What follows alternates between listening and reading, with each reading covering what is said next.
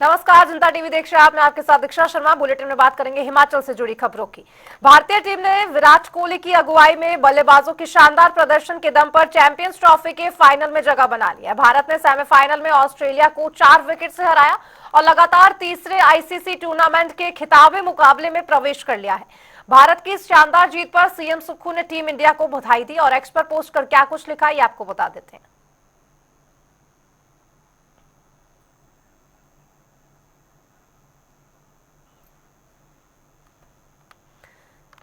मुख्यमंत्री ने क्या कुछ लिखा है ये आपको बता देते हैं।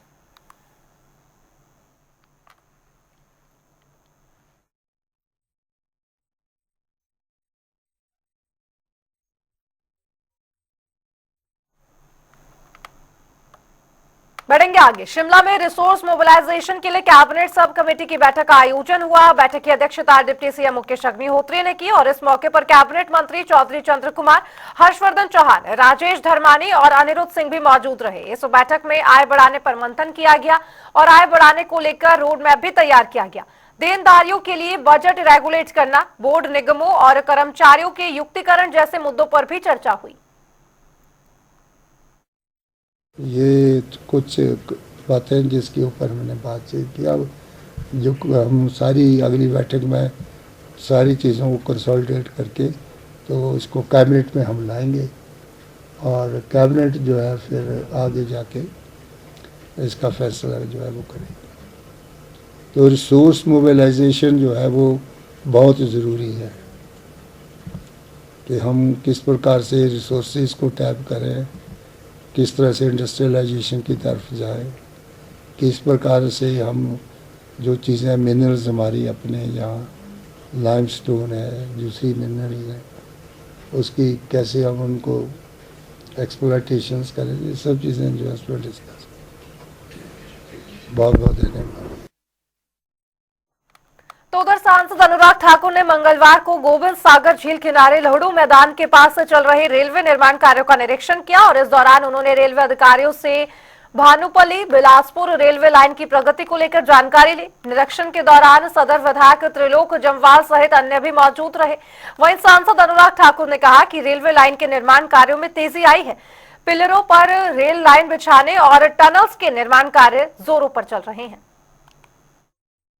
कांशी और महत्वपूर्ण योजना जो भानुपल्ली बिलासपुर रेलवे लाइन की है, आज उसका दौरा मैंने माननीय स्थानीय विधायकों के साथ श्री रणधीर शर्मा जी, श्री जी आर कटवाल जी और श्री त्रिलोक जम्वाल जी के साथ मिलकर किया और हमने देखा कि रेलवे विभाग के द्वारा काम तो पूरी गति के साथ चल रहा है, चाहे टनल का हो या पिलर्स पर जो रेलवे ट्रैक बिछाने की हो। अगर आप देखेंगे जितने पिलर्स आपके पीछे नज़र आ रहे हैं, इस पे आने वाले समय में रेलवे ट्रैक बिछेगा और हमारा जिला बिलासपुर रेलवे लाइन से जुड़ेगा। ना केवल जिला बिलासपुर के लिए, साथ लगते जिलों के लिए भी एक बड़ी सुविधा यहाँ से होगी और देश के अन्य हिस्सों के साथ हिमाचल प्रदेश जिला बिलासपुर जुड़ने जा रहा है। लगभग अगले 2-2.5 वर्षों में दिसंबर 2027 से पहले बिलासपुर में रेलवे का काम पूरा होगा। यहाँ रेलवे ट्रैक बिछाने का काम, रेलगाड़ी लाने का काम भी पूरा होगा और जो सपना हम सब ने देखा था कि हम अपने बिलासपुर में रेलवे लाइन लाएंगे, उसके साथ कई सपने साथ में पूरे हुए। आपके बिल्कुल पीछे हाइड्रो इंजीनियरिंग कॉलेज बना, आपके इस तरफ एम्स अस्पताल बना और यहीं से थोड़ी दूरी पर 2-4 किलोमीटर दूरी पर national highway 4 lane highway Himachal Pradesh का यहाँ पे बना और अब रेलवे ट्रैक। बिलासपुर में इनमें से कोई सुविधा आज से 10 साल पहले नहीं थी। तो उधर हमीरपुर में ग्रामीण और शहरी बीजेपी मंडल की बैठक का आयोजन किया गया। बैठक के दौरान हमीरपुर के दोनों मंडलों की कार्यकारिणी की घोषणा कर दी गई है और इस दौरान प्रेस वार्ता भी की गई, जिसमें दोनों मंडल के अध्यक्षों ने पार्टी निर्देशानुसार दोनों मंडल की कार्यकारिणी घोषणा कर दी है। इस मौके पर सदर के विधायक आशीष शर्मा विशेष रूप से उपस्थित रहे। विधायक आशीष शर्मा ने कहा कि बीजेपी के शीर्ष नेतृत्व के आदेशों अनुसार हमीरपुर में शहरी और ग्रामीण बीजेपी मंडल का गठन किया गया है। आज पार्टी के जो प्रदेश का शीर्ष नेतृत्व है उसके द्वारा जो कार्यकारिणी की सूची है 2 मंडलों की, क्योंकि पहले एक मंडल हुआ करता था हमीरपुर में, तो अब एक शहरी और एक ग्रामीण मंडल जो है वो बनाया गया है इस बार, ताकि पार्टी जो है संगठन के रूप में और मजबूत हो जिले में भी, क्योंकि डिस्ट्रिक्ट हेडक्वार्टर है और सारे विधानसभा क्षेत्रों में लगभग 2-2, 3-3 मंडल इस बार बनाए गए हैं। तो मैं जो भी नए पदाधिकारी बने हैं, हमारे महामंत्री, उपाध्यक्ष जो नियुक्तियाँ की गई हैं, सदस्य बने हैं, मैं सभी को बहुत बहुत बधाई देता हूँ और मुझे पूर्ण विश्वास है कि वो पूरी निष्ठा के साथ जो है पार्टी का काम करेंगे और पार्टी को यहाँ पे भारतीय जनता पार्टी को जो आदरणीय मोदी जी के नेतृत्व में जिस तरह से वो लगे हुए हैं, दिन रात अपने देश को आगे ले जाने के लिए मेहनत कर रहे हैं, तो हमारा भी सबका दायित्व बनता है कि ये जो महायज्ञ पूरे देश में चला है, इसमें छोटी सी आहुति जो है हम लोग भी सब मिलकर डालें और पार्टी को यहाँ पे मजबूत करें, प्रदेश में मजबूत करें, देश में मजबूत करें। मैं यही उम्मीद करता हूँ कि इसी तरह से जो है संगठन मजबूत हो। और चलिए रुक करेंगे आ रही इस वक्त की बड़ी खबर, बड़ी जानकारी का। इस वक्त की बड़ी खबर, बड़ी जानकारी हिमाचल से जुड़ी, आपको बता दें भारतीय राज्य पेंशनर महासंघ आज प्रदर्शन करेगा। ये इस वक्त की बड़ी खबर। अपनी मांगों को लेकर शिमला में धरना करेंगे पेंशनर्स। प्रदेश सरकार के खिलाफ पेंशनर्स मोर्चा खोल रहे हैं। छठे वेतन आयोग की देनदारियां लंबित है, आपको बता दें, जिसके चलते ये विरोध प्रदर्शन किया जा रहा है। पेंशनर्स के एरियर की बड़ी रकम लंबित है, साथ ही कई ऐसी मांगे हैं। इसके अलावा समय पर पेंशन न मिलने से पेंशनर नाराज है और आज शिमला के चौड़ा मैदान में करीब 12 बजे प्रदेश के पेंशनर्स जुटेंगे, जहां पर आज प्रदर्शन किया जाएगा राज्य सरकार के खिलाफ। अपनी मांगों को लेकर शिमला में आज धरना देंगे पेंशनर। इस वक्त की बड़ी खबर हिमाचल से जुड़ी, आपको बता रहे हैं आज करीब 12 बजे छठे वेतन आयोग की देनदारियां लंबित है, जिसके चलते विरोध प्रदर्शन किया जाएगा। डीए की किस्तें भी पेंडिंग है, पेंशनर्स का आरोप। इसके अलावा समय पर पेंशन नहीं मिल रही है, जिससे पेंशनर नाराज है और शिमला के चौड़ा मैदान में करीब 12 बजे आज सभी प्रदेश के पेंशनर जुड़ेंगे और सरकार के खिलाफ हल्ला बोल करते नजर आएंगे। आपको बता दें लगातार नई पेंशनर स्कीम को लेकर और ओल्ड पेंशन स्कीम को लेकर भी पेंशनर लड़े हुए थे और इस बीच प्रदेश सरकार के खिलाफ पेंशनर्स का आज हल्ला बोल। छठे वेतन आयोग की देनदारियां लंबित है, ये कहा गया है। पेंशनर्स के एरियर की बड़ी रकम लंबित है, डीए की किस्तें भी पेंडिंग है। इसके अलावा समय पर पेंशन नहीं मिल रही है, जिसकी वजह से पेंशनर नाराज है और आज राज्य सरकार के खिलाफ शिमला के चौड़ा मैदान में करीब 12 बजे पेंशनर्स अपना रोष व्यक्त करेंगे। और शिमला से रॉबिन शर्मा हमारे संवाददाता तमाम जानकारी के साथ जुड़ गए हैं। रॉबिन, जिस तरह से प्रदेश सरकार के खिलाफ पेंशनर्स हल्ला बोल कर रहे हैं, करीब 12 बजे ये जो प्रदर्शन देखा जाएगा, लेकिन सबसे बड़ी बात ये कि क्या राज्य सरकार की तरफ से अभी तक कोई बयान आया है? बिल्कुल, देखिए अभी तो राज्य सरकार की ओर से कोई बयान सामने नहीं आया है, क्योंकि भारतीय राज्य पेंशनर महासंघ का ये धरना प्रदर्शन है, ये आज होने जा रहा है और करीब 12 बजे के आसपास शिमला के चौड़ा मैदान में जो पेंशनर्स हैं वो एकजुट होंगे और प्रदेश सरकार के खिलाफ जो है धरना प्रदर्शन करेंगे।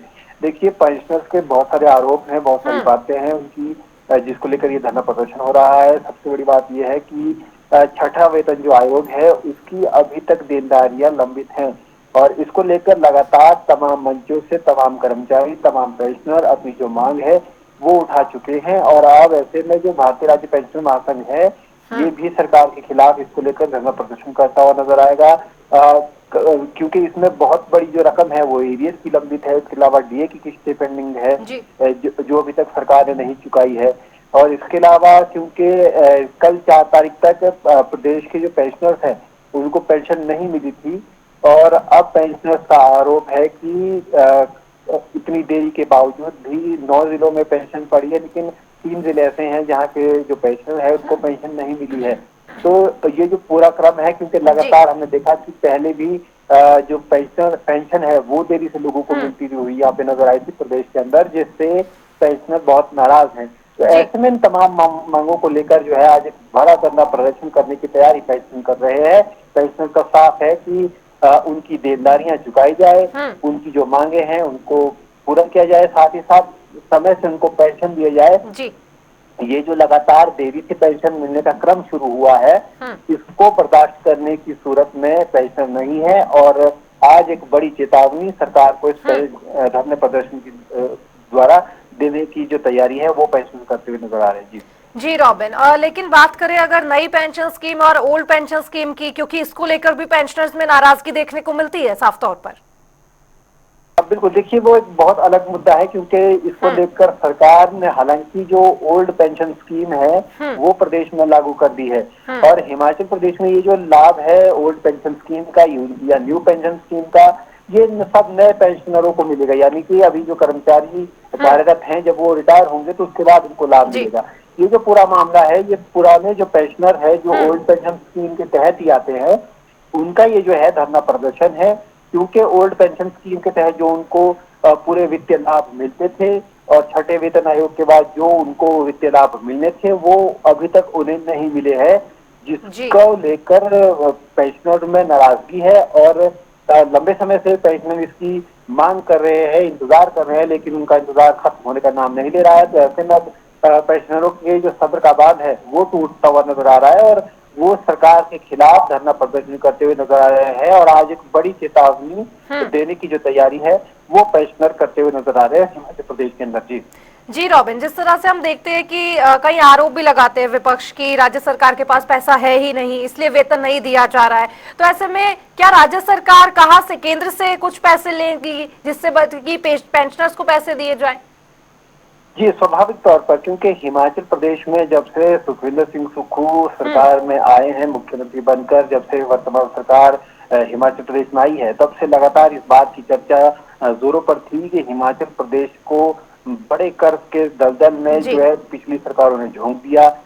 10,000 करोड़ से ज्यादा की जो कर्मचारी है उनकी देनदारियां लंबित है और इन देनदारियों में ज्यादातर पेंशनर और जो कर्मचारियों की देनदारियां है वो छठे वेतन आयोग की हैं और कुछ उससे पहले की हैं। जो इसके अलावा मेडिकल रिवर्समेंट बिल होते हैं, जो दवाइयों के पैसे वापस मिलते हैं वो अभी तक नहीं मिले हैं। तो तमाम ये चीजें हैं जो एक बड़ा अमाउंट बनता जा रहा है। प्रदेश सरकार लगातार इसकी बात भी कह चुकी है। हालांकि जो 75 वर्ष उम्र के ज्यादा के पेंशनर है उनको कुछ एरियर देने की घोषणा सरकार ने की भी थी और उनकी जो देनदारियां हैं वो चुकाने की बात कही भी थी, लेकिन जो 75 वर्ष से नीचे के जो पेंशनर है यानी कि 60 साल के बाद जो रिटायर लोग हुए हैं, इस एज बीच क्रम के जो बीच के जो लोग हैं उनकी देनदारियां बड़े पैमाने पर बड़े आंकड़े के साथ एक बड़ा आंकड़ा जो है पेंडिंग है, जिसकी लगातार मांग हो रही है। तो अब ऐसे में लगातार प्रदेश सरकार ये बात कह रही है कि हिमाचल प्रदेश की जो आर्थिक स्थिति है वो ठीक नहीं है। पिछले विधानसभा सत्र के दौरान जो मुख्यमंत्री है सुखविंदर सिंह सुक्खू, उन्होंने एक बार अपनी सैलरी और जो बोर्ड के जो चेयरमैन है इसके अलावा जो मंत्री हैं उन्होंने भी अपनी सैलरी जो है छोड़ी थी ताकि, और इसे जो है सुधारीकरण का जो नाम है वो दिया गया था। लेकिन अब उसके बाद से लगातार जो उस समय जो पेंशन और सैलरी है वो भी लेट से लोगों को मिली थी, 10 तारीख के आसपास लोगों को पेंशन सैलरी मिली थी। अब इन सब चीजों को देखते हुए लगातार जब विरोध बढ़ा तो लोगों ने जो धरना प्रदर्शन शुरू किया, कर्मचारियों ने मोर्चा खोला, तो सरकार को दबाव में आकर जल्द ही जो 1 तारीख को पेंशन और सैलरी देने का प्रयास जो करना पड़ा। लेकिन सरकार लगातार इस बात कहती आई है कि हिमाचल प्रदेश के जो आर्थिक हालात हैं वो ठीक नहीं है। अब ऐसे में जो पेंशनर है वो अपनी मांग जरूर कर रहे हैं, लेकिन सरकार के सामने सबसे बड़ी चुनौती यही होगी कि प्रदेश की वर्तमान आर्थिक स्थिति के बावजूद वो इन पेंशनरों को किस तरह से जो है समावेशित करते हैं, इनको किस तरह से सेटिस्फाई है। जी बहुत बहुत शुक्रिया रॉबिन आपका इस तमाम जानकारी पर अपडेट साझा करने के लिए। आज भारतीय राज्य पेंशन महासंघ का बड़ा प्रदर्शन 12 बजे। बढ़ेंगे आगे। कुल्लू में 2 दिवसीय सृजन कार्यक्रम का शुभारंभ किया गया और इस कार्यक्रम में लाहौल स्पीति की विधायक अनुराधा राणा मुख्य अतिथि के रूप में शिरकत करती नजर आईं। वहीं 2 दिन तक कॉलेज के छात्रों की ओर से विभिन्न सांस्कृतिक कार्यक्रमों में भी प्रस्तुति की जाएंगी। साथ ही मेधावी छात्रों को पुरस्कार देकर भी सम्मानित किया जाएगा। आपको बता दें कि छात्रों को संबोधित करते हुए विधायक अनुराधा राणा ने कहा कि युवा अपने लक्ष्य लेकर चले और नशे जैसी बुराई से दूर रहकर अपने भविष्य को संवारने की दिशा का काम करे। ये जो सेंटर का कॉलेज है, यहाँ पे हमारे ट्राइबल जिला से कई बच्चे पढ़ रहे हैं। 25% से भी ज़्यादा बच्चे जो ट्राइबल जिला से पढ़ रहे हैं, चाहे लाहौल स्पीति हो, पांगी या बरमौर हो या लाहौल स्पीति हो। तो इनके हॉस्टल से संबंधित कोई मुख्य मांग है तो मैं इतना कह सकती हूँ कि हम माननीय शिक्षा मंत्री जी और माननीय मुख्यमंत्री महोदय के संज्ञान में इस मैटर को लाएंगे कि जो इनको अभी जो इनकी जो कैपेसिटी है अभी इन्हें और ज़्यादा बिल्डिंग की आवश्यकता यहाँ पे है। तो ज़मीन का भी इशू है यहाँ पे। तो ये बता रहे थे प्रिंसिपल साहब कि पीरडी के आसपास कोई इनके पास लैंड है जो आइडेंटिफाइड इन्होंने की है, पर और वो गवर्नमेंट लैंड भी है। तो उसमें हम सरकार के संज्ञान में लाएंगे, क्योंकि यहाँ पे ज़रूरत तो है। ट्राइबल बच्चे जो दूर दराज से आते हैं, जो जिनका यहाँ पे घर नहीं है, उनको हॉस्टल की सुविधा होनी चाहिए, और जो हॉस्टल है वो भी आधुनिक होना चाहिए। जी, युवाओं के लिए तो मैं यही संदेश दूंगी। आज की परिस्थितियों को देखते हुए हम देख रहे हैं कि आज हमारा जो युवा है वो नशे के जाल में फंस रहा है, और हमारी सरकार का ही मुझे लगता है महत्वपूर्ण जो कार्य आजकल जो इनका जो चेन है पूरे जो इसमें कारोबार में जुड़े हैं, या जो बच्चे इसमें इसका जो शिकार हो रहे हैं आजकल, बहुत हमारी जो पुलिस है वो मुस्तैदी से इस पे कार्य कर रही है। तो युवाओं से भी मैं भी गुजारिश करूंगी कि आप जो अपनी एनर्जी है, जो इस स्टेज पे जो एनर्जी होती है, उसको पॉजिटिव वे में, पॉजिटिव एनर्जी के साथ पॉजिटिव दिशा में लगाइए। तो उधर पूर्व विधायक राजेंद्र राणा ने कांग्रेस सरकार पर जमकर हमला बोला है। उन्होंने मंदिरों के पैसों को लेकर नोटिफिकेशन पर उप मुख्यमंत्री अग्निहोत्री के बयानों पर राजेंद्र राणा ने कहा कि सीएम और डिप्टी सीएम के बयानों में तालमेल नहीं बन रहा है। उन्होंने कहा कि सरकार और संगठन में नहीं बन रही है और पार्टी भंग हो गई है। देखिए, अगर उप मुख्यमंत्री का बयान ये आ रहा है, मैंने भी सुना कि हम मंदिरों का पैसा नहीं जाने देंगे, मंदिरों से पैसा हम सरकार को नहीं देंगे, तो पहली तो बात यह है कि मुख्यमंत्री की विचारधारा और उप मुख्यमंत्री की विचारधारा दोनों अलग अलग हैं। इनका तालमेल ही नहीं है। इनके विरोधाभास है इन्हीं के बयान में। सरकार में कोई तालमेल नहीं है, इनके मंत्रियों में तालमेल नहीं है, इनके विधायकों में तालमेल नहीं है। पार्टी बिल्कुल इनके मंत्री कह रहे हैं कि पार्टी जो है पैरालाइज हो चुका है उसको, और 100 से ज़्यादा 120 दिन के करीब होने वाले हैं। इनकी पार्टी सारी भंग है, पार्टी नहीं है, इनका कोई संगठन नहीं है। तो इसलिए ये सरकार में तालमेल नहीं है और मुख्यमंत्री उप मुख्यमंत्री का आपस में विरोधाभास है।